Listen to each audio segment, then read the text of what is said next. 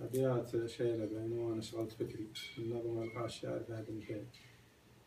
أشغلت فكري حيل بالحيل بالحيل، ما عاد نعم الليل لو طول الليل، أنوح نوح الورق وابدع مواويل، متى تزين أيامنا ثم نلقاه،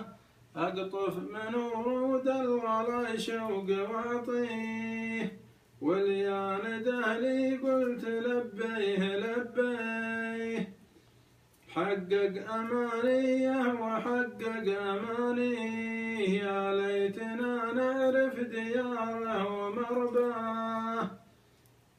سافر ولا له عندنا ما بودرس، في بعثة للعلم والفكر يدرس، أخاف ليطول وناله مدرس، على علوم الطيب ما ضاع مبداه،